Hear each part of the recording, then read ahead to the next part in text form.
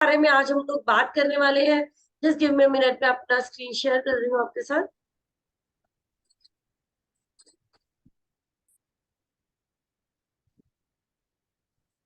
Just give me a minute.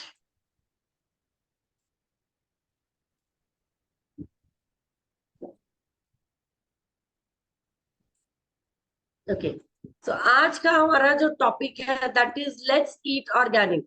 Organic food क्या है उसके बारे में आज हम डिस्कस करने वाले हैं। ठीक है, तो आज हम स्टार्ट करेंगे जिस ओके, लेट्स ईट ऑर्गेनिक, है ना।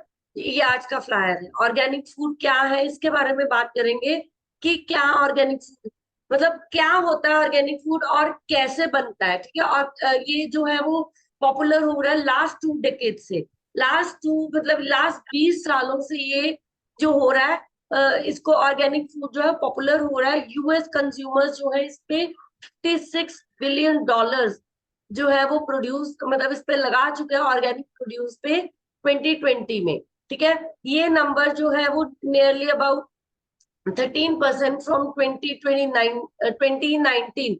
ठीक है, ये मतलब इतनी ज्यादा पॉपुलैरिटी इसकी बढ़ चुकी है कि अब ये कम होने का नाम नहीं लेते।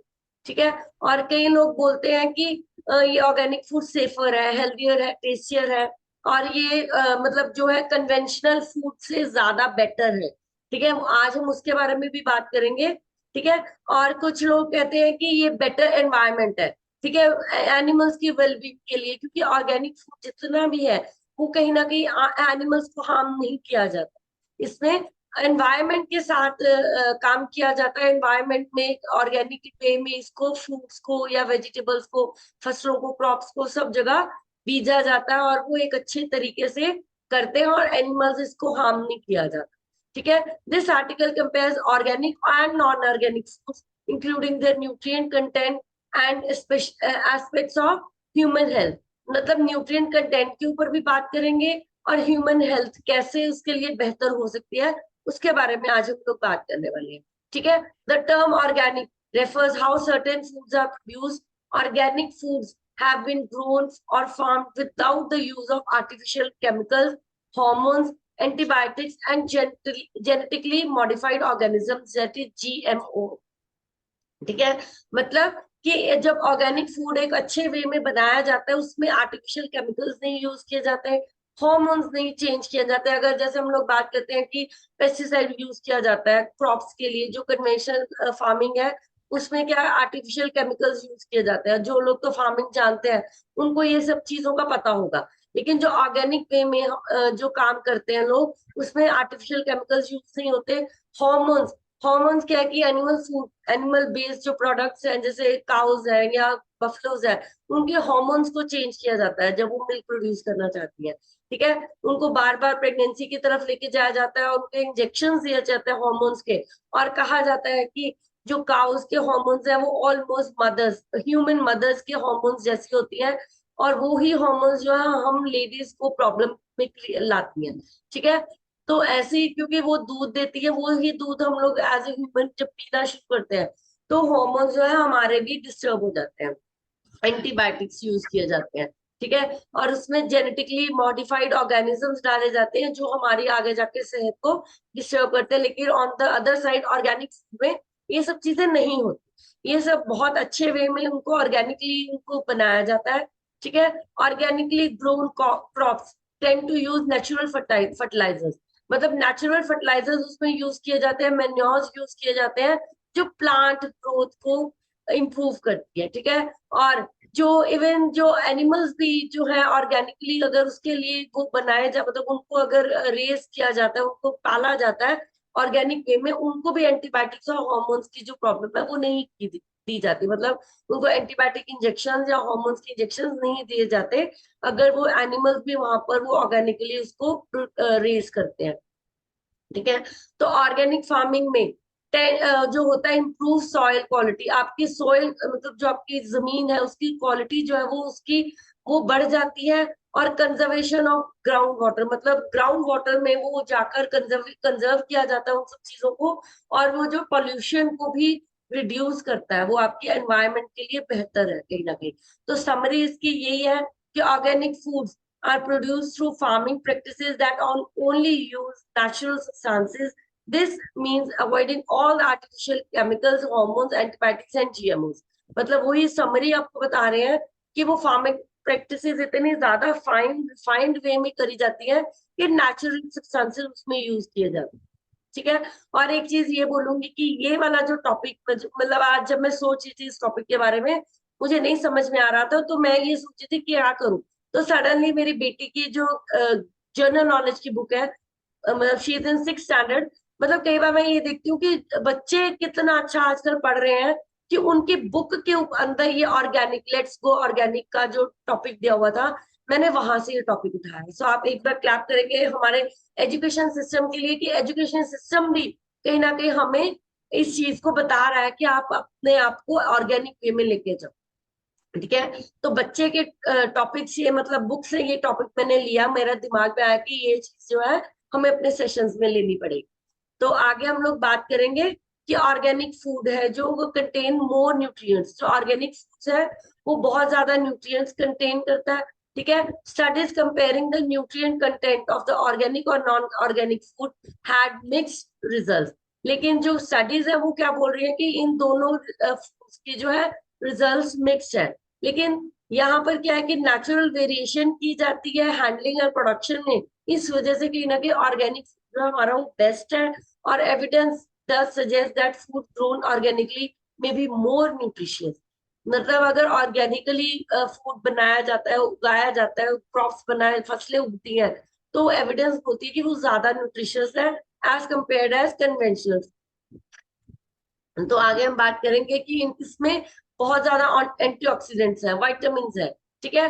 बहुत सारी स्टडीज क्या बोलती है कि जनरली कंटेन इसमें vitamin C, zinc, iron, certain kind of micro nutrients जो है वो अगर हम ऑर्गेनिक ग्रोन क्रॉप्स को अगर हम यूज करेंगे तो हमें ये सब चीजें बहुत अवेलेबल होंगी अच्छे से। ठीक है। और इसमें एंटीऑक्सीडेंट लेवल जो है वो 69% जो है वो हायर है। ठीक है। और 2003 की स्टडी फाउंड करती है कि grown berries and corns contain 58% more antioxidants up to 52% higher amounts of vitamin C.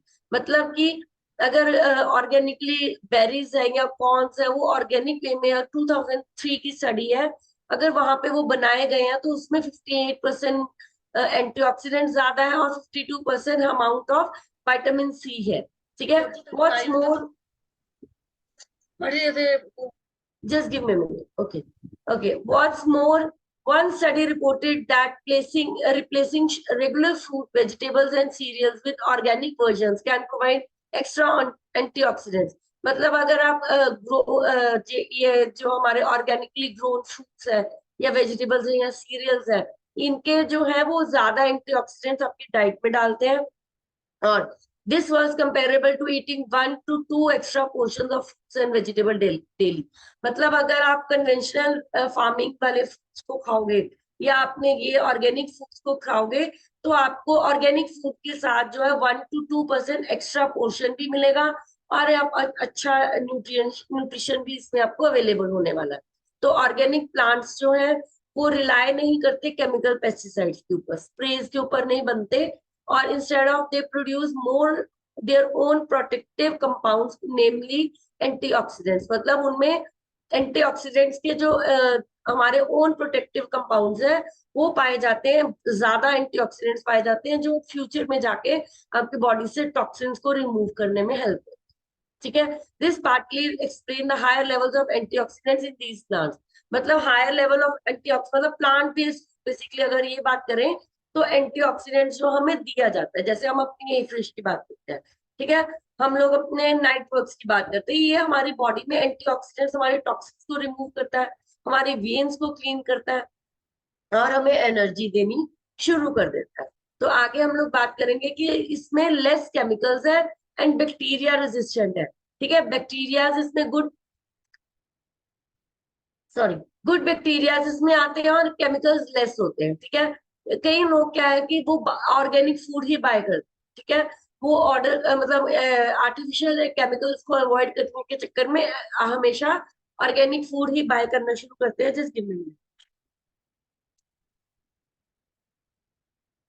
Evidence जो है वो सजेस्ट करता है कि अगर आप ये फूड्स को कंज्यूम करते हो तो आपका जो एक्सपोजर है पेस्टिसाइड की तरफ, रेजिड्यूज की तरफ, वो कम हो जाता है और आपकी बॉडी जो है एंटीबायोटिक रेजिस्टेंट हो जाती है। गुड बैक्टीरिया जो ऑटोमेटिकली आपकी बॉडी में जाने शुरू करते हैं। और इसमें पाया गया है कि levels of कार्डमियम and extremely toxic metal, मतलब एक अगर कन्वेंशनल फार्मिंग में अगर हम देखते हैं तो वहां पे कार्डमियम नाम का एक टॉक्सिक मेटल है जो ऑर्गेनिक प्रोड्यूस में 48% कम होता है। अगर आप उसको कन्वेंशनल फार्मिंग में लेके जाओगे तो यही मेटल जो है आपकी बॉडी को डिस्टर्ब कर रहा है, ये 48% ज्यादा मिलेगा आपको। ठीक है, इसमें पेस्टिसाइड्स भी कम मिलते हैं आपको, 4 टाइम्स लेसर।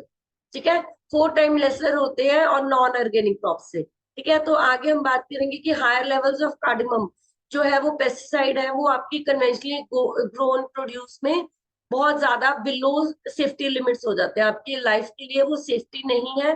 तो हमने कोशिश करनी है कि हमने ऑर्गेनिक फूड खाना है। कन्वेंशनली ग्रोन जो क्रॉप्स है जो मतलब पेस्टिसाइड के साथ बनाई जाती है उनको कन्वेंशनल बोला जाता है। ठीक है, हमने ऑर्गेनिक को ज्यादा प्रोड्यूस करना है और ज्यादा खाना है।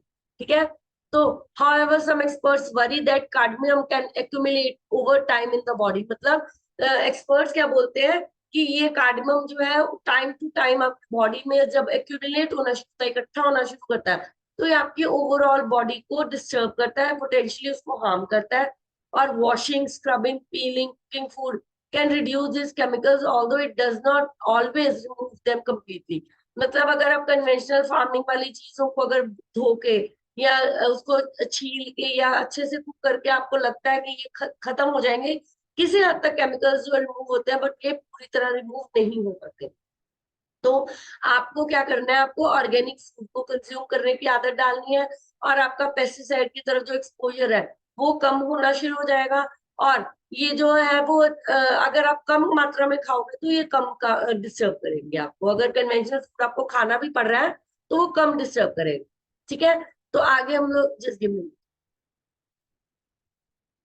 ओके, सो समरी इसकी यही है कि आपको ऑर्गेनिक फूड्स को यूज करना है, आपका एक्सपोजर जो है टॉक्सिन्स और पेस्टिसाइड की तरफ कम जाएगा और आपकी बॉडी जो है एंटीबायोटिक रेजिस्टेंट हो जाएगी। गुड बैक्टीरिया जो है वो आपकी बॉडी में रहेंगे और टॉक्सिन्स का लेवल जो है वो आपका अच्छा रहे, मतलब कम होगा, रिमूव करेंगे और आपकी जो सेफ्टी लिमिट्स है वो इंक्रीज होनी स्टार्ट।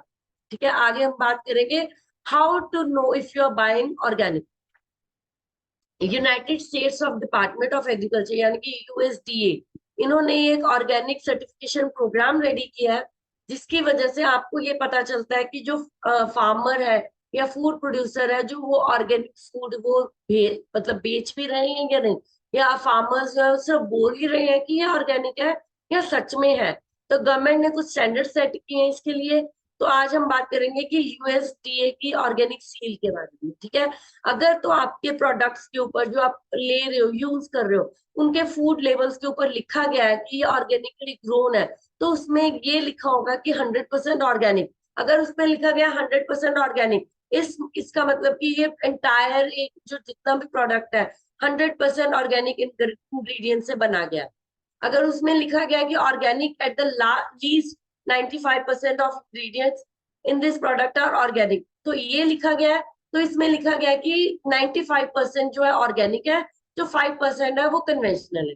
ठीक है, और अगर उसमें लेबल पे लिखा गया है मेड विद ऑर्गेनिक इंग्रेडिएंट्स, तो इसका मतलब ये है कि 70% ऑर्गेनिक है और बाकी जो है वो सारे कन्वेंशनल है। तो आपको ध्यान रखना है जब फूड लेबल को अच्छे से पढ़ना है, जब आप कोई प्रोडक्ट को कंज्यूम करने की आदत डाल रहे हो तो आपको उसके फूड लेबल्स को, न्यूट्रिशनल वैल्यूज को लेबल्स के थ्रू पढ़ना शुरू करना है, जो यूएसडीए ने यानी कि United states department of agriculture, उन्होंने ये ऑर्गेनिक प्रोग्राम जो है सर्टिफिकेशन प्रोग्राम सेट किया हमारे लिए। तो बॉटम लाइन क्या है, the evidence is mixed on whether organic food, ठीक है, contains more antioxidants and nutrients than conventionally grown food. मतलब फिर वही बात कि जो ये एविडेंस है ये बोल रहा है कि मिक्स्ड है रिजल्ट्स इसके, कि चाहे वो आप कुछ भी कर रहे हो लेकिन मिक्स्ड है, लेकिन फिर भी कहीं ना कहीं अगर आप ऑर्गेनिक फूड को कंज्यूम करते हो, ठीक है, उसमें आपका एक्सपोजर जो आर्टिफिशियल केमिकल्स का है या एडिड हॉर्मोन्स का है, तो ये बैड बैक्टीरिया का है, वो उसका एक्सपोजर वो कम मिलेगा आपको ऑर्गेनिक फूड में।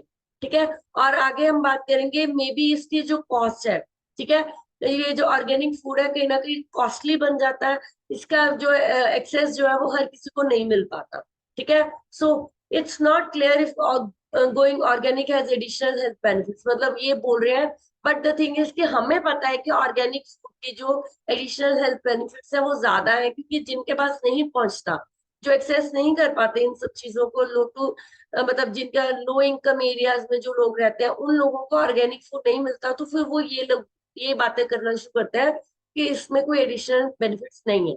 तो आपको क्या करना है कि आपको ऑर्गेनिक फूड को चूज करना है, चॉइस अपनी अच्छी रखनी है, और अपने पर्सनल प्रेफरेंसेस के अकॉर्डिंग अपने जो अपना फूड है वो चूज करना है, और कोशिश कीजिए कि बाकी खर्चे बचा के अपने ऑर्गेनिक फूड के ऊपर ज्यादा काम कीजिए, उसे गुड चॉइस कीजिए अपनी डाइट के लिए, हेल्थ के लिए।